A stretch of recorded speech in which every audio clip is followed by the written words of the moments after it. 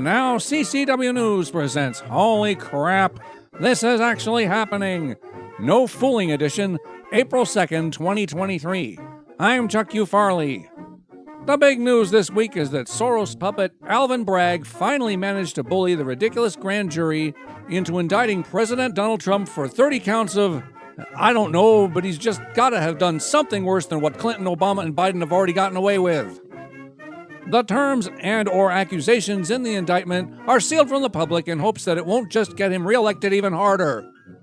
The non-news this week is that the push to ban the mind-altering, election-meddling CCP spyware app, TikTok, was simply a typical Democrat Trojan horse hiding a bloated, authoritarian power grab rife with disinformation, big tech politician cronyism, and stomping on the First Amendment.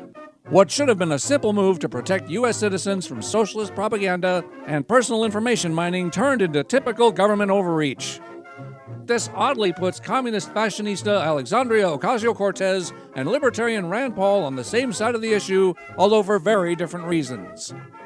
Speaking of totalitarianism, censorship, and weaponizing government institutions to punish citizens who might expose corruption, while liberal Democrat journalist Matt Taibbi was testifying to Congress about, quote, how Twitter was using its platform as an instrument of censorship and social control, with the U.S. government apparently playing a leading role, end quote, the IRS came knocking on his door. Yes, this actually happened. Because COVID lockdowns did not make us fat, lazy, and obedient enough, the fake news media is now trying to report that exercise is actually not good for you. Your tax dollars at work, ladies and gentlemen.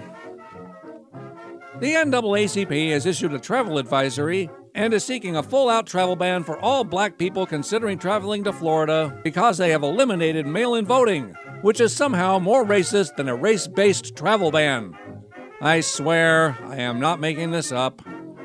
Because they're unwilling to be anything more than ignorant, they also list the ban on genderqueer studies, which was labeled AP African Studies to hide the fact that they were grooming children. In order to kick off this weekend's Night of Rage, the trans mafia sent one of their own to gun down some Christian children. The grifting left, which always blames the tool used rather than the tool using it, alluded to the idea that maybe someone who shoots school children is mentally ill. Yes, folks, they finally figured this one out all by themselves. Of course, they had to keep going and beclown themselves by reminding us that the violent mass murderer was actually the victim, whom we should be ever vigilant not to misgender, and she had very good reasons for slaughtering innocent 9-year-old children because the rights of a trans to murder innocents are human rights. For CCW News, this has been Holy Crap, This Is Actually Happening. I'm Chuck U. Farley. Good night, and may God help us.